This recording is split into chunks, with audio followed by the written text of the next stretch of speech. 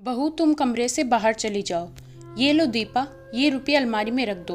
महीना खत्म हो गया है, सबका हिसाब करना है। चाबी मेरे कमरे में जो पलंग है उसके तकिए के नीचे रखी है। दीपा की मम्मी कंचन ने उसे रुपये देते हुए कहा। दीपा ने रुपये संभाल कर अलमारी में रख दिए।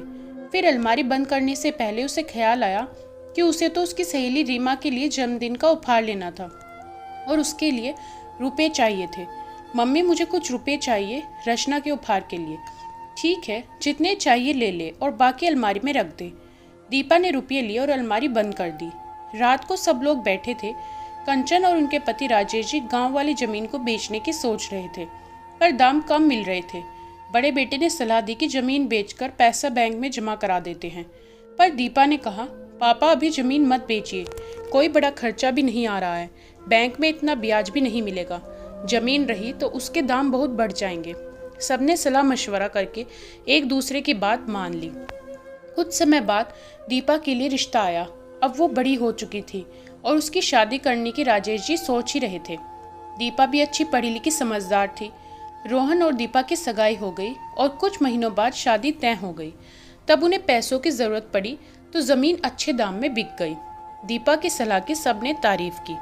सगाई के बाद शादी की तैयारियां चल ही रही थी कि दीपा की सास कमला जी ने उसे लहंगा पसंद करने बुलाया और कुछ लहंगे दिखवा दिए। जब दीपा ने उनका भाव पूछा तो कमला जी ने दबे स्वर से कहा, ये पैसों का लेन देन मेरा काम है, तुम चुपचाप लहंगा पसंद करो, भाव ताव मत करो। दीपा ये सुनकर दंग रह गई। जब वो घर वापस आई और उसने रोशनी जी को सब बताया तो उन्होंने समझाया, कोई बात नहीं, नया घर है, वहाँ ऐसा ही होता होगा, तुझे तो लहंगा अच्छा दिलाया है। कुछ समय बाद दीपा को गहने पसंद करवाने बुलाया तो दीपा ने अच्छे गहने पसंद कर लिए। वो उसके बारे में भी जानकारी लेना चाह रही थी कि तभी उसकी होने वाली जेठानी ने उसका हाथ दबा दिया। दीपा ज्यादा मत पूछो, जितने का भी है मम्मी जी दिला देंगी। जब रुपए मम्मी जी खर्च कर रही हैं तो तुम क्यों हर चीज की जानकारी ले रही हो। लेकिन भाभी, दीपा ये कहकर चुप हो गई। उसने फिर कंचन जी को बताया, गहने तो तेरे ससुराल वाले ने नए और भारी दिलवाए हैं, वरना कुछ लोग तो बहुओं को पुराने गहने चढ़ाकर औपचारिकता पूरी कर लेते हैं। तू बेकार ही दिमाग लगा रही है। तेरी सास ने पैसे दे तो दिए, अब खुश हो जा। दीपा भी सब भूलकर शादी की तैयारियों में लग गई। रोहन और दीपा की धूमधाम से शादी हो गई और वो अपने नए घर में आ गई। दीपा की मुंह दिखाई की रस्म हुई तो सबने उसकी बहुत तारीफ की, आशीर्वाद दिया और बहुत सारे शगुन लिफाफे दिए। मुंह दिखाई की रस्म के बाद जब वो कमरे में आई तो उसकी सास भी वहां पहुंच गई और जल्दी से बोली, दीपा, मुंह दिखाई की रस्म में जितने भी शगुन के लिफाफे मिले हैं वो सब मुझे दे दो। दीपा कुछ बोलती इससे पहले उन्होंने टेबल पर रखे सारे लिफाफे ले लिए और बाकी उपहार नौकर को उनके कमरे में लाने को कहा। दीपा ने चुपचाप सब देखा पर वो कुछ नहीं बोली। अभी वो एक दिन की ही दुल्हन है, कुछ बोलती तो अच्छा नहीं लगता। अगले दिन उसकी चौके पूजन की रस्म थी तो उसने हलवा बनाया, वो सबको बहुत ही पसंद आया। तो उसे चौके पूजन की रस्म में भी शगुन का लिफाफा मिला था। तभी उसकी जेठानी रश्मि पास आकर बोलती है, लिफाफा खोलकर देख ले कितना दिया है, फिर वापस से लिफाफा सासू माँ को ही दे देना। इस घर में बहुओं को अपने पास रुपए पैसे गहने कुछ भी रखने का अधिकार नहीं है। लेकिन भाभी, ये लिफाफा मुझे खुद मम्मी जी ने दिया है, मैं उनको ही वापस कर दूंगी तो उन्हें बुरा लग जाएगा कि मैंने उनके प्यार का मान नहीं रखा। रश्मि ने आगे कुछ नहीं कहा। जब सब मेहमान चले गए तो कमला जी ने दीपा से लिफाफा वापस ले लिया। दीपा ने रात को अपने पति मनोज से बात की, तुम बेकार ही तनाव ले रही हो। अरे अच्छा है, मम्मी सब संभाल लेती है, वो घर अच्छे से चला लेती है तो उन्हें संभालने दो। वो तो ठीक है मनोज, पर शगुन देकर वापस ले लेना तो ठीक नहीं है। इस पर तो बहू का ही हक होता है। तुम ही अनोखी आई हो, भाभी भी तो इतने सालों से सब मान रही है, उन्होंने तो मम्मी के खिलाफ कुछ नहीं बोला। दीपा मनोज को समझा नहीं सकी और चुप रहना ठीक समझा।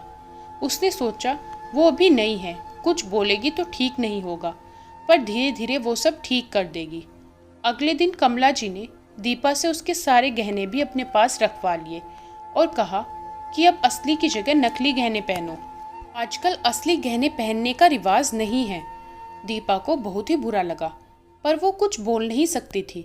2-3 दिन बाद रविवार आया तो सीमा को सब्जियां लेनी थी। मम्मी जी कुछ रुपए दे दीजिए, मैं दीपा के साथ जाकर सब्जियां ले आऊंगी और इसे भी अपने यहाँ की सब्जी मंडी दिखा दूंगी। अपनी सास से जेठानी को पैसे मांगते देख दीपा हैरान थी। वो तो मम्मी की अलमारी से खुद ही पैसे ले लेती थी। जब वो दोनों सब्जियां लेने जा रही थी तो वो बोली, भाभी आपको भैया रुपए नहीं देते हैं क्या, जो आपको मम्मी जी से लेने होते हैं? इतने पैसे तो आप अपने अकाउंट से पेटीएम के द्वारा भी खर्च कर सकती हो। ये सुनकर रश्मि हंसने लगी। मेरा कोई अकाउंट नहीं है और मेरे मोबाइल में पेटीएम भी नहीं है। घर का सारा रुपया मम्मी जी ही संभालती हैं। पापा जी, तेरे जेठ जी और मनोज भैया भी उन्हें हर महीने एक निश्चित रकम देते हैं, तभी तो वो इतना बड़ा परिवार चला रही हैं। आपको बुरा नहीं लगता थोड़े से रुपयों के लिए उनके आगे हाथ फैलाना होता है? पहले लगता था जैसे तुझे अभी लग रहा है, फिर आदत हो गई है। दोनों सब्जियां लेकर घर आ गई। घर आते ही कमला जी ने सारी सब्जियों के भाव पूछे और रश्मि से बचे हुए सब्जियों के पैसे भी रखवा लिए। कुछ दिनों बाद दीपा मायके जा रही थी तो उसने मनोज से बोला कि कुछ रुपए दे दो, मायके मिठाई और फल ले जाना है और साथ में ही कुछ रुपए हाथ में होने चाहिए। तुम मम्मी से मांग लो, पैसों का हिसाब वो ही रखती हैं। ये सुनते ही दीपा को बहुत गुस्सा आया। मैंने तुमसे शादी की है तो मेरी जिम्मेदारी भी तुम ही उठाओगे। तुम कमाते भी हो तो मैं मम्मी जी से पैसे क्यों मांगू? मैं उनके पास पैसे मांगने नहीं जाऊंगी। तुम्हें अपनी पत्नी को मायके भेजना है तो तुम खुद उनसे लेकर आओगे और फिर मुझे दो। मैं मम्मी को रुपए दे देता हूँ तो फिर मांगता नहीं हूँ। तुम्हें ज़रूरत है तो तुम मम्मी से ले लो, मनोज बोला। मुझे नहीं पता था मुझे इस तरह का दकियानूसी परिवार मिलेगा। और दीपा परेशान होने लगी। उसको मायके की तरफ से कुछ रुपए मिले थे और उसका खुद का अकाउंट भी था जो शादी के पहले खुलवाया था। वो पेटीएम भी काम में लेती थी। वो मायके चली गई। अब वो मायके में भी कुछ नहीं बोल सकती थी। अभी तो शादी हुई है, आखिरकार उसे वहीं रहना है। कई बार सोचा कि मम्मी से कहेगी, पर अब उसने सोच लिया था वो मम्मी को परेशान नहीं करेगी, अपनी परेशानियां खुद सुलझाएगी। जब उसे मनोज लेने आया तो पूरे रास्ते वो कार में उदास सी बैठी रही। ससुराल आकर भी वो खुश नहीं थी। दीपा को अब कुछ ही महीनों में घुटन होने लगी थी। परिवार की बहुओं को रुपए पैसे रखने का अधिकार नहीं था। एक दिन कमला जी ने कहा, कल हमारी बड़ी बेटी अपने पति के साथ आ रही है। दोनों अपने ननंद नंदोई की खातिरदारी में कोई कमी न रखना। रश्मि और दीपा उनके स्वागत की तैयारी में लग गई। ननंद नंदोई आए तो उनका अच्छे से स्वागत किया गया। अच्छा खाना नाश्ता करवाया गया। रात को सब बैठकर बातें करने लगे थे। कमला जी ने अपने पुश्तैनी मकान की चर्चा छेड़ी ही थी और वो अपनी एक जमीन भी बेचना चाह रही थी। तभी उनकी बेटी ने उन्हें बीच में चुप करा दिया तो कमला जी चुप हो गई। उन्होंने आंख का इशारा किया तो रश्मि चुपचाप कमरे से बाहर चली गई, पर दीपा वहीं बैठी रही। तो कमला जी बोली, बहू तू कमरे से बाहर चली जाओ, हम लोगों को घर की जमीन जायदाद के बारे में बातें करनी है और वो तुम्हारे किसी काम की नहीं है। मम्मी जी, मैं कमरे से बाहर नहीं जाऊंगी। जो भी बातें होनी है मेरे सामने होंगी। मैं भी इस घर की बहू हूँ, आपके परिवार का हिस्सा हूँ। फिर मुझसे सब क्यों छिपाना? बहुओं को भी जानने का पूरा हक होता है। दीपा, तुम बाहर जाओ। हमारे घर का नियम है कि हम जब भी रुपए पैसे या जायदाद की बातें करते हैं तो घर की बहुएं उस वक्त वहाँ नहीं रहनी चाहिए। वो दूसरे घर से आती हैं। हाँ मम्मी जी, हम दूसरे घर से आती हैं, पर इस घर को अपनाकर यहीं की हो जाती हैं। फिर हमसे ये चीज़ें छुपाने का क्या मतलब है? फिर तो जीजी और जीजाजी को भी यहाँ पर नहीं रहना चाहिए। वो भी तो बाहर के हैं और अब जीजी भी तो किसी दूसरे घर की बहू बन गई है और जीजाजी भी वहीं के हैं। तो क्या उन पर विश्वास किया जा सकता है? तो हम पर क्यों नहीं? हमें भी पूरा हक है कि हमें भी घर की आर्थिक स्थिति और जायदाद की पूरी जानकारी हो। ये सुनकर ही जी भड़क जाती है। दीपा, तुम्हारी हिम्मत कैसे हुई मेरी बेटी जवाई के अपमान करने की? तूने मेरी बेटी और जवाई को आज दूसरे घर का कैसे बता दिया? मैंने तो हमेशा ही ने अपना समझा। जवाई जी को तो मैं अपना तीसरा बेटा मानती हूँ। भला उन पर कैसे नहीं विश्वास करूंगी? उन्होंने कभी घर की बातों को इधर उधर नहीं किया और तुम हो कि उन्हीं पर शक कर रही हो।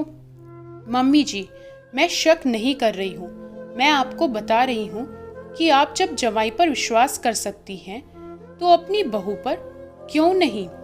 मैं और भाभी भी तो इस घर का हिस्सा हैं। हम दोनों से ये भेदभाव क्यों? हम दोनों आपके बेटों के जीवन का अहम हिस्सा है। उनकी खुशियाँ हमारी खुशियाँ हैं, तो हम इस घर का, अपने घर का भला ही चाहेंगे। जब आप जीजा जी को अपना बेटा मान सकती हो तो हमें भी तो बेटी मान सकती हो। दीपा, तुम ज्यादा ही बोल रही हो।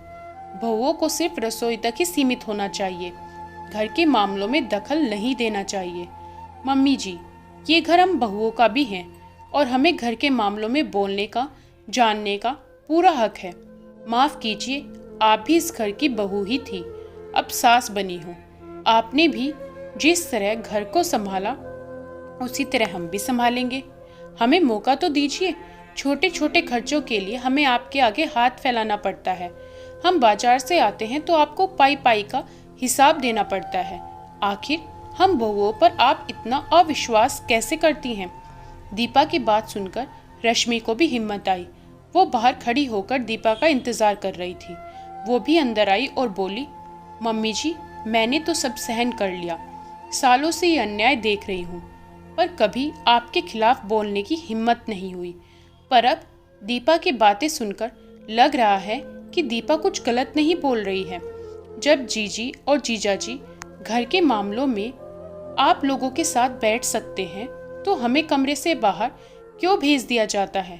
आखिर हमारी ज़रूरत सिर्फ रसोई तक ही क्यों है? बहुएं क्या सिर्फ रसोई घर के लिए ही बनी है? हमसे घर की हर बात क्यों छिपाई जाती है? मुझे तो आज तक ये भी नहीं पता है कि मेरे पति महीने में कितना कमा कर लाते हैं। और रश्मि भी सिसकने लगी। कमला जी अब खामोश थी, उन्हें कुछ जवाब सूझ नहीं रहा था। तभी उनका बेटा मनोज भी बोलता है, हाँ मम्मी, दीपा गलत तो नहीं कह रही है। हमारा परिवार भाभी और दीपा के बिना अधूरा ही है। ये दोनों इस घर का खास हिस्सा है, तो घर के आर्थिक फैसलों में इनकी भागीदारी क्यों नहीं है? हर बार जो भी फैसले लिए जाते हैं वो जीजी और जीजाजी से ही सलाह मशवरा लेकर ही क्यों लिए जाते हैं? अपने छोटे भाई मनोज की बात सुनकर बड़े बेटे में भी हिम्मत आ जाती है। मम्मी, हम अपनी पत्नी को अपनी मर्जी से रुपये भी नहीं दे सकते हैं, उन्हें आप पर निर्भर रहना होता है। घर तो इन दोनों का भी है, तो ये भी फिजूल खर्ची तो नहीं करेंगी।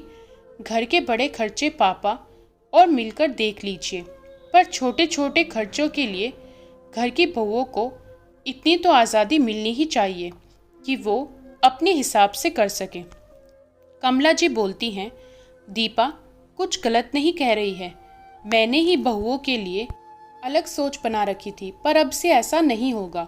अब घर में जो भी रुपये पैसों की बात होगी वो बहुओं को साथ लेकर होगी और वो इसमें अपनी सलाह भी दे पाएंगी।